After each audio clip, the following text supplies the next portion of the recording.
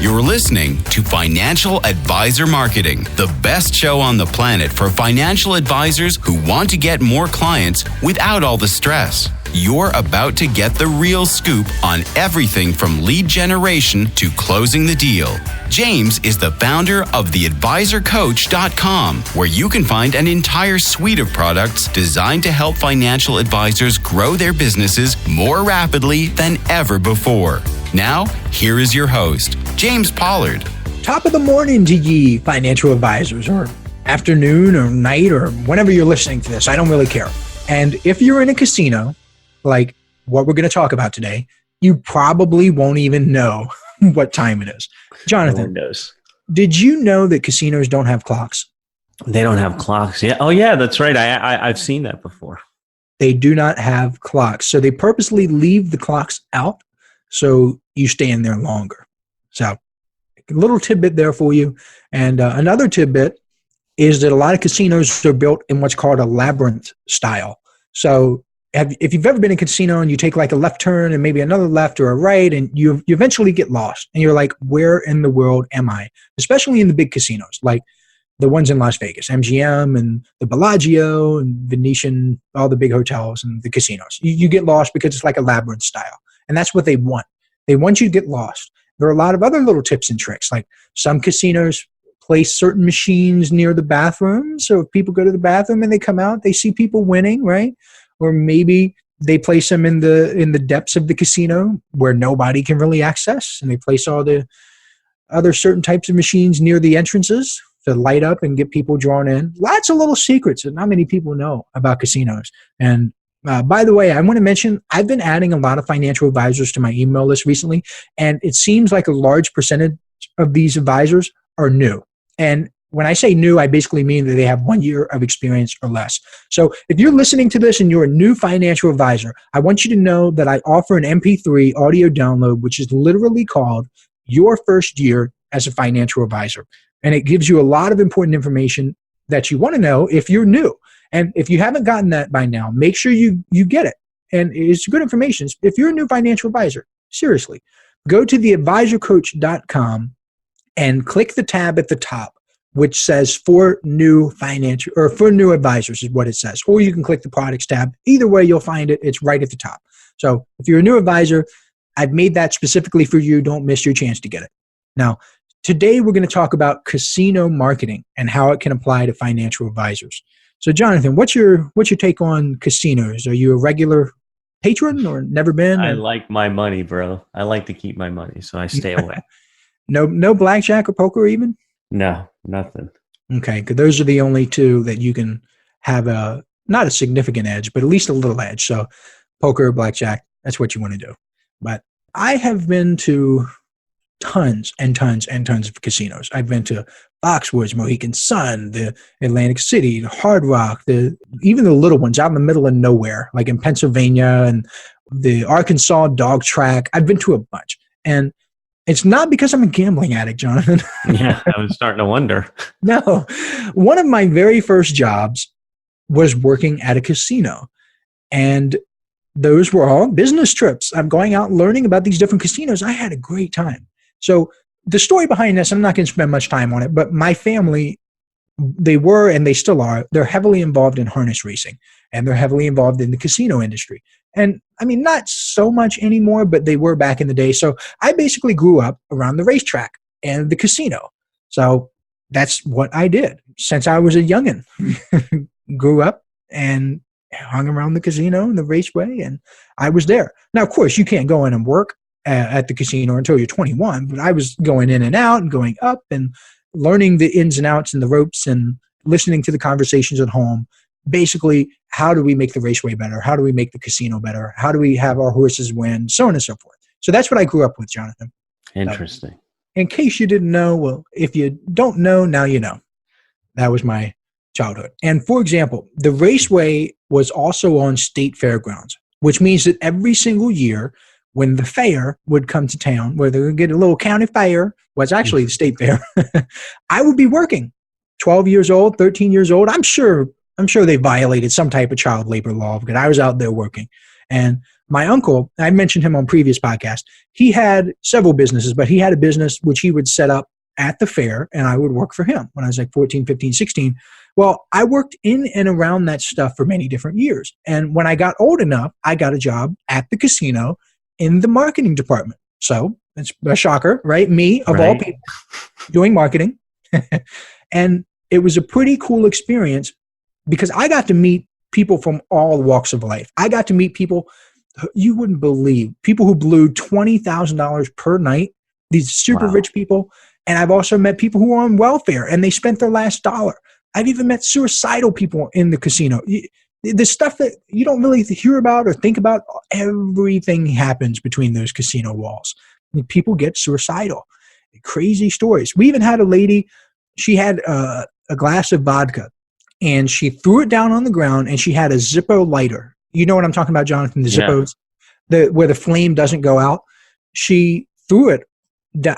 Maybe it wasn't vodka. It had to be something else because I don't think vodka would go up in flames like that. But she threw it down and she started burning stuff. And of course, security ran over and gave her the boot out, gave her a crippler crossface or something. And they escorted her out of the building. And I've also met a bunch of different celebrities. I'm not going to name drop, but I met a lot of singers, a lot of country artists, because we were out in the country, the state fairgrounds. That's kind of what they did. And I met a lot of comedians, I'm not going to name drop, but a lot of comedians too. And here's another little fun tidbit just for having such a good time. People would actually, and I am not kidding, they would urinate and defecate on the chairs. Gross, I know. But they would do it on the chairs because they think that they have a hot machine and they wouldn't want to leave. Wow, so that's bad. They would be at this slot machine and they would think that they're going on like a winning streak or something and they would have to go to the bathroom. They wouldn't even care. They would just go right on the chair. Pretty gross. But those are the joys of working at a casino, Jonathan. And perhaps the most important part of my entire experience at the casino was learning some really cool marketing, quote unquote, secrets that can be applied to almost any business. But really, I found that financial advisors in particular can use these to get more clients. And I just want to stop and say, never in my wildest dreams did I envision that I would be talking about people pooping on chairs in a casino on a podcast. What has my life come to? I have to reconsider everything now. Yeah. Lesson number 1 is that segmentation can increase profits. So I know you're not a gambler, Jonathan. You've established that. But in case you don't know, casinos, they have these reward cards and like players cards or players club cards, loyalty cards essentially. And what casinos do is they segment their entire customer base by how much people gamble because these cards are tracking everything. And if you've got a higher level rewards card than someone else, it means you gamble more, plain and simple. And casinos will treat you better if you have a higher status on these cards. So they have casino host. And I actually was a host sometimes when the other guy called out or was sick. And the casino host is the person that will wine and dine these players. And I had the honor of doing that. And I remember there was this one lady who was in her 50s and I was in my early 20s, very early 20s. And as the host of the day, because I was filling in for this guy, I would be allowed to take her to any of the casino restaurants and pay for it. And she wanted a host with her because she didn't want to eat alone. And it's a bit of a strange request, but she was spending enough money so they could justify it. I mean, she was losing like $30,000 or $40,000 a month. So wow. I don't know where she was getting this money. She kind of hinted that it was her husband's life insurance money because she was single and her husband had recently passed away. And that's like, wow, that's pretty screwed up that you're gambling away your husband's life insurance. But hey, who am I to judge? But anyway, she would always try to get me to leave and go with her somewhere else. So, and I have a notion. Her little boy toy, eh? Yes. And, I politely turned her down again and again and again. And it got so bad that I actually had to ask to never work with her again. So if she came to the casino and she wanted to eat somewhere, hey, she would have to do it by herself. So the little side story there that this lady would constantly try to, she's like, hey, there's a Hampton Inn down the street. Lovely. No, thank you. I think her name is like Shelly or Shelby or something. I was like, no, thank you, Miss Shelly. Like, I'll pass. Thank you. Hey, financial advisors. Are you ready to take your business to the next level and get more clients with less stress? I invite you to join the James Pollard Inner Circle, a paper and ink newsletter that gets delivered directly to your door every month. When you join now, you'll also get a 90-minute instant download called 5 Keys to Success for Financial Advisors, a $97 value for absolutely free. All you have to do is head over to theadvisorcoach.com/newsletter and join today. But financial advisors, they can use segmentation by getting a clear understanding of their clients and their profitability. And the typical way people do this, they separate their clients into what's called A, B, and C clients. And this is okay. I don't mind, but I'd rather see advisors cut their business up into 5 parts, not 3. Not A, B, C. I'd rather just have them do it in 5 parts. And it gives you a clearer picture. So you can also see what would happen if you drop the bottom 5th. And that kind of takes your business into the 80-20 rule. So when you segment your clients into 5 parts, you can see the top 20% that's generating 80% of your money, and you can see the bottom 20% of people who are giving you the most headaches and wasting the most time. And you can essentially amplify the top, and you can start to brainstorm ways that you can do that, and you can see the bottom. So segmentation is an incredible way to get more clients as a financial advisor, to increase your profitability, and casinos have mastered that. They segment the heck out of the customer list. Lesson number 2, do not be afraid to spend money. Casinos, they spend seemingly absurd amounts of money on their players. And that lady I just talked about, she was getting like $500 worth of food credit every single month. And that's how we could take her out to dinner. It's like $500 if she's there twice a week. That's 8 times a month approximately. And each bill was like $60. So she got $500 and she used it all. And she also got like $1,000 in free play every single month. So the casino was giving her this money. And the reason they were doing that is because they knew that she would keep coming back. They knew she would keep playing. Let me emphasize this. Casinos are not stupid. When I was at the casino, I saw people who thought they could beat the system. They were like, oh, there's this particular machine that I can do it. And before, in Atlantic City, it was video poker. And there were certain machines where if you played perfectly, the keyword's perfectly, you had to play perfectly on the video poker machines, and it was even a certain type of machine, you had to know which machine it was, then you would technically have an edge. So people would actually set up shop where they would have like 4 different buddies. They would cycle through the machine and they would make sure nobody got the spot, and they would try to have an edge. And these people did it successfully. But for the most part, there's no edge. The house always wins. You hear that all the time in like casino stuff, and it's true. Did those guys get kicked out, James? That were all ganging up on a machine? Yeah. They did eventually. Well, I think they got kicked out for something else, actually. I mean, it wasn't related to what they were doing. It was just them being like belligerent or whatever. But eventually, Atlantic City just replaced all those poker machines. So unless something has changed since I left, and I am not 100% clear on this because it's been a while, but unless something has changed, there's no more of those machines.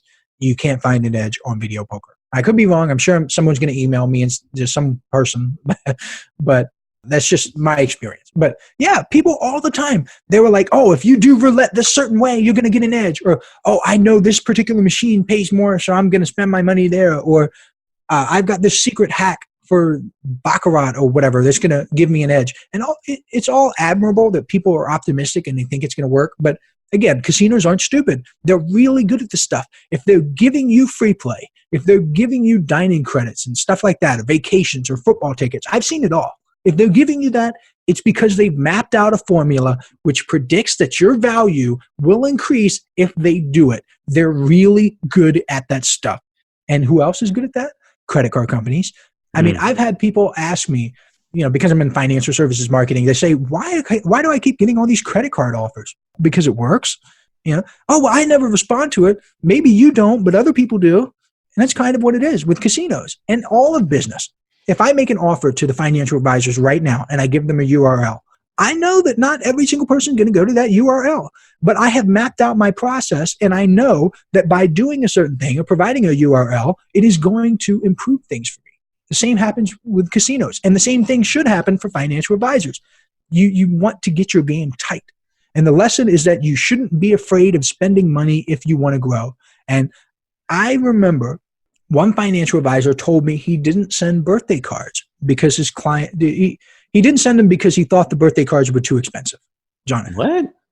Too expensive is what he said. I'm not going to send my clients birthday cards, or I guess he didn't send anniversary cards or holiday cards or anything. He didn't send any cards because they said, wow, these cards are expensive. He was like, I've got 80 clients.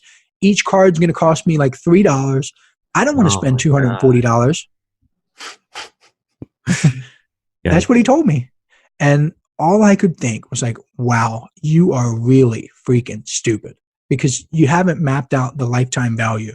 So spending that $240 to send those cards could lead him to, and probably will lead him to, another $5,000 or $6,000 or $7,000 in customer lifetime value over the course of the next few years and over the course of his book of business. So him saving, quote unquote, saving $240 today, probably going to cost him several $1,000s down the road. So don't be afraid to spend money, guys. I mean, it is what it is. I mean, other businesses are doing it. They're doing it successfully. If you're scared about it, if you're skeptical, hey, that's your thing. Do your thing, whatever. But these businesses are doing it. They're doing it well. They know that it works. I know that it works. So I'm not afraid to spend money. So that's lesson number 2. And lesson number 3 is that service matters. So we've established that casinos, they figure out their top customers, they figure out who they are, and then they aren't afraid to spend money to get and keep those customers. That's number 1. And number 2, figure out your best people, get a niche, figure out who's going to help you the most, who's going to help you grow the most. Casinos do that. Segmentation matters, and then spending money matters. And then number 3 is that service matters. Well, none of the spending money and none of the market matters if you can't follow through and provide amazing service. And casinos are absolutely famous for some of the perks that they give. They give you hotel suites, shopping sprees, private travel to and from the casino. You pick you up from the airport, private parking spaces at the casino. They give you exclusive gaming rooms where no one else is in there but you. They give you trips, birthday parties, everything, perks, perks, perks. Which means the question now becomes, what are you doing to improve your client experience? And you don't have to rent a limo or anything like that for your clients, but the small stuff adds up. Pay attention to what they want, what they like, add some value there. You know, casinos, I remember we gave out football tickets to the Eagles, the Ravens, the Redskins, and sometimes the Jets and the Giants. I mean, all in that area. We have fans who are all across the East Coast. We gave those tickets out like there was no tomorrow. We just bought a bunch of them in bulk, gave them out. And people would come back. They'll say, hey, you know, I want some of these tickets. It was like, well, I would just be honest with them. I need you to play this game for this amount of time, then we can talk. I wouldn't try to beat around the bush. I wouldn't hide it. That's just my personality type. I mean, go lose more money than these tickets cost, and I'll give it to you. Well, I wasn't that blunt, but I knew the math, and I would say, hey, you know, why don't you just go out and have a good time? Let me worry about the tickets, and we'll talk. And I mean, these guys are smart. The people who are losing 30, 40 grand a month, these are corporate executives. They run businesses. One guy had a construction company that literally serviced the government in Washington, D.C., and he was one of the biggest providers to the infrastructure in Washington, D.C. This guy was making millions of dollars. That's where your tax money is going, right back to the casinos. Yeah. Going to this guy and then the casino. But this guy was making millions every single month. So for him to come in and lose 100 grand was nothing. Like it didn't even hurt. It was like me buying a sandwich at Chick-fil-A. So this guy didn't really care. And he knew the game. He's a smart guy. So he knows he has to lose a certain amount of money to get these tickets. But it's all part of the fun for him. And you have to understand that with your business too. Clients aren't stupid. They know that if you send them a gift, they know eventually somebody's got to pay for it somewhere. But they still like getting the stuff. They still enjoy getting cards. They still enjoy getting gifts. It doesn't change anything. So don't be afraid to spend money. Don't be afraid to improve your service. And one of the things that I mentioned in the Inner Circle newsletter, I'm going to give the concept away, but I'm not going to tell people how to do it or why it's important. One of the things that I mentioned was to create a separate account that you can spend on your clients for any reason at any time. And when you have a separate account for it, it gives you a mental edge because you've already thought about it. You don't have to jump through any hula hoops. The account's already there. They're ready to be spent. And if you have it set aside, you have far less friction to actually improve your client's life. So if they walk into your office and their cell phone case is all ratted up and falling apart, you can use your secret account to get them a new phone case. Or if you find out that their child loves to play soccer, you have that secret account already there, ready to go. You send them a magazine subscription to a magazine about soccer, whatever you want to do. But having that separate account, just like casinos do, casinos have the money already set aside, ready to spend on the clients. If you could do that, your service will improve dramatically because you're providing stuff that people want. You're improving the experience. So to recap, segmentation can increase profits. Don't be afraid to spend money, and service matters. Boom. So what's coming up next time, James? The next episode is going to be called When Advisors Should and Shouldn't Give Value, because there's this misconception that you have to provide value all the time as a financial advisor. And despite what you may believe, you do not have to provide any value for free, at least in the traditional sense, to get clients. So if you're a freebie seeker who constantly wants to get value, then maybe you shouldn't listen to this next podcast episode. And go home and cry. James said. All right. That is a wrap for another Financial Advisor Marketing. We'll be back in your earbuds next time. Thank you for tuning in.